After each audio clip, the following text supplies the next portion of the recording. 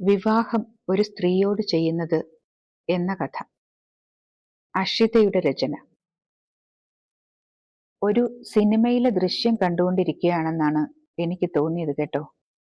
ചാരിയ വാതിൽ തള്ളി തുറന്ന് മൊബൈലിൽ കണ്ണും നട്ടുള്ള അനുരാധയുടെ ആ വരവ്, അച്ഛൻ ഉറക്കമാണോ എന്ന ചോദ്യവും അമ്മേ എന്റെ കാപ്പി ഇങ്ങി തരണേ എന്ന കൊഞ്ചലുമായി സ്വീകരണ മുറിയിലെ ദിവാനിൽ കമിഴ്ന്നു കിടന്ന് കാലാട്ടി മൊബൈലിലൂടെ സന്ദേശം കൈമാറൽ ഒക്കെ ഒരു സിനിമ കാണുന്നത് പോലെ കണ്ടുകൊണ്ട് ഞാൻ തെല്ലിട അടുക്കളയിൽ തന്നെ നിന്നു.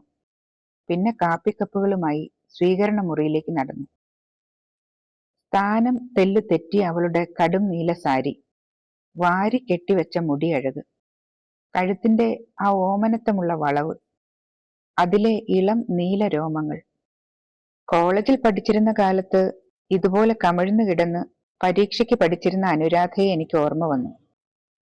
ആവി പാറും ദീർഘനിശ്വാസങ്ങൾ ഉതിർക്കുന്ന കാപ്പിക്കപ്പുകൾ ടീപ്പോയിൽ വെച്ച് ഞാൻ അവൾക്കെതിരെ ഇരുന്നു.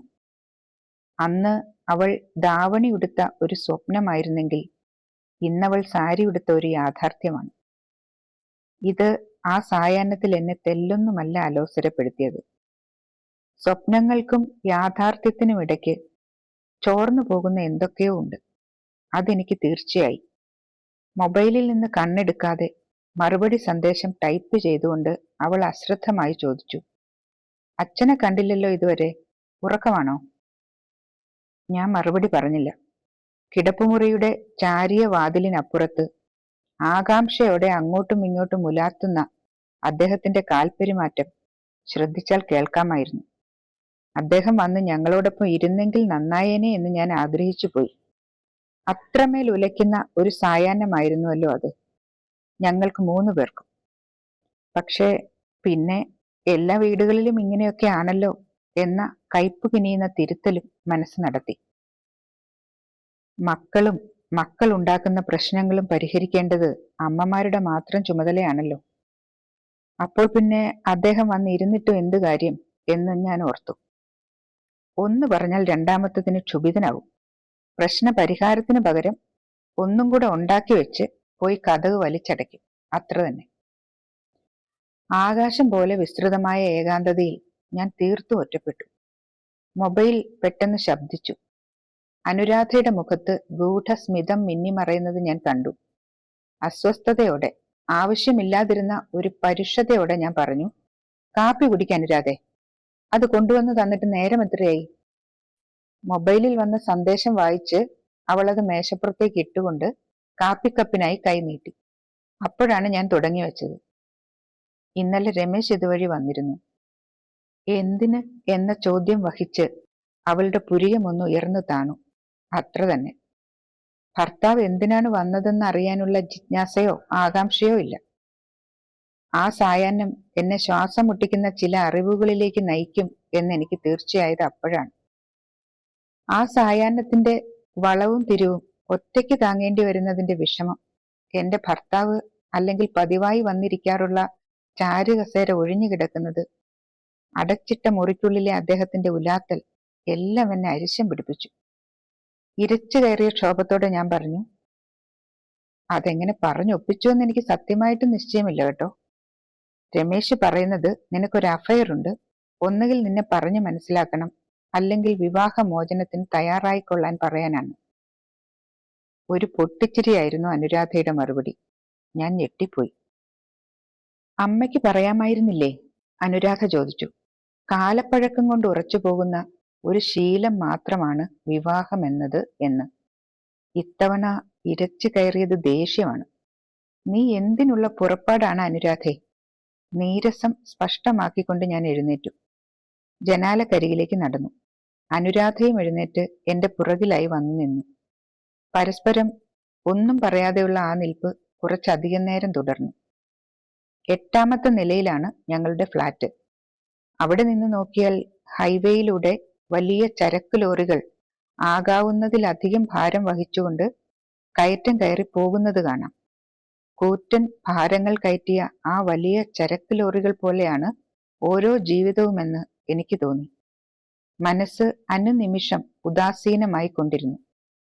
അനുരാധ ദീർഘമായി നിശ്വസിക്കുന്നത് കേട്ട് പെട്ടെന്ന് തിരിഞ്ഞ് രണ്ടും കൽപ്പിച്ച് എന്റെ ഒരു മനസമാധാനത്തിനു വേണ്ടി ഞാൻ അവളോട് ചോദിച്ചു, രമേശ് പറയുന്നതിൽ എന്തെങ്കിലും സത്യമുണ്ടോ? ഇല്ല എന്ന് തന്നെ അവൾ പറയുമെന്നും അത് കേൾക്കുന്നതോടെ ആ സായാഹ്നം തൂവൽ കണക്കെ ഭാരമില്ലാതാകുമെന്നും ഞാൻ പ്രതീക്ഷിച്ചു. പക്ഷേ എന്നെ ആകെ ഉടച്ചുകൊണ്ട് അവൾ മൗനം തുടരുകയാണ് ചെയ്തത്. വേലിയേറ്റത്തിലെ വലിയ തിരകൾ പോലെ അടിച്ചു കയറി ഞങ്ങളെ മുക്കിക്കളയുന്ന ഒന്ന് അതിലുണ്ട് എന്ന് ഞാൻ ഭയപ്പെട്ടു. എനിക്കെന്തോ വല്ലാത്ത പാരവശ്യം തോന്നി. അതിന് ആക്കം കൂട്ടിക്കൊണ്ട് മേശപ്പുറത്ത് കിടന്ന മൊബൈൽ വീണ്ടും അടിക്കാൻ തുടങ്ങി. അലോസരം ഒട്ടും മറയ്ക്കാതെ അനുരാധ തെറ്റുകാരിയെന്ന് അപ്പോഴേക്ക് ഞാൻ വിധിച്ചു കഴിഞ്ഞിരുന്നു. ഞാൻ തിരിഞ്ഞ് അവളെയും മൊബൈലിനെയും പരിഹാസത്തോടെ മാറി മാറി നോക്കി. കത്തിപ്പടരാൻ ചാമ്പലാക്കാൻ വെമ്പുന്ന തീനാളം പോലൊരു നോട്ടം അനുരാധ എനിക്ക് തന്നു. അടിച്ചടിച്ച് ആ മൊബൈല് താനെ നിശബ്ദമായി. രമേശിന് എന്താണൊരു കുറവ്? ഞാൻ കയർത്തു. പഠിപ്പില്ലേ? ജോലിയില്ലേ? സൗന്ദര്യമില്ലേ? ആരോഗ്യമില്ലേ? ചുണ്ടുകൂട്ടി അനുരാധ ചിരിച്ചു.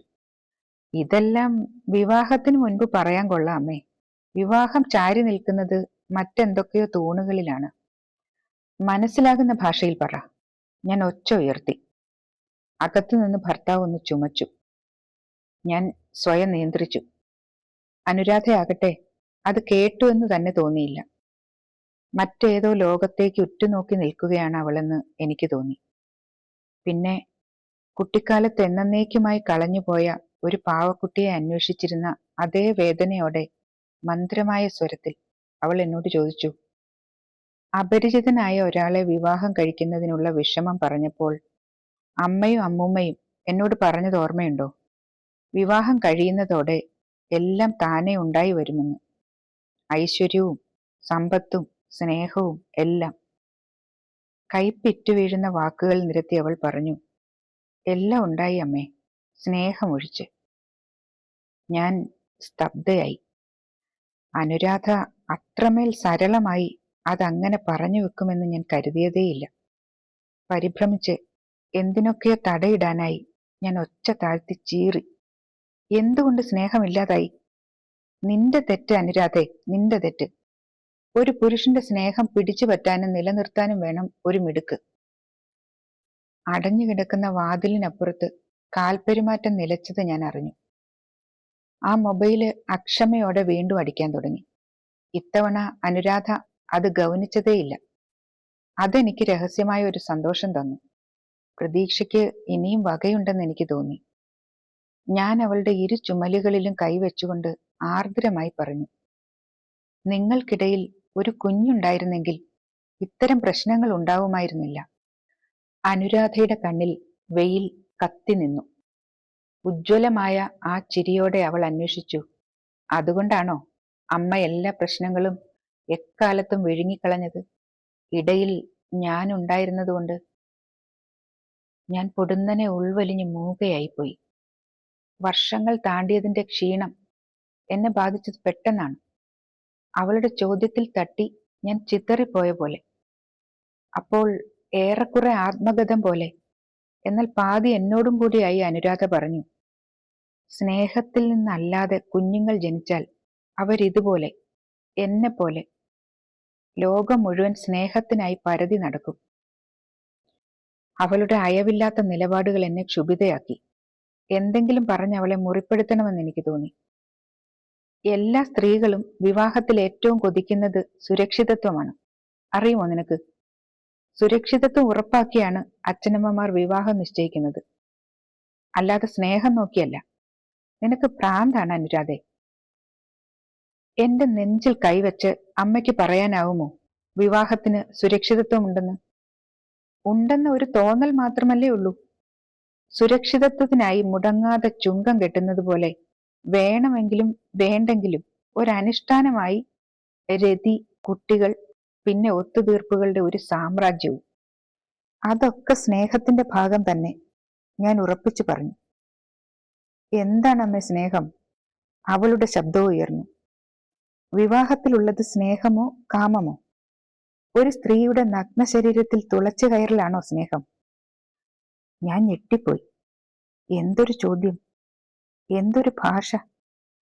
ഇപ്പോഴത്തെ കുട്ടികൾ.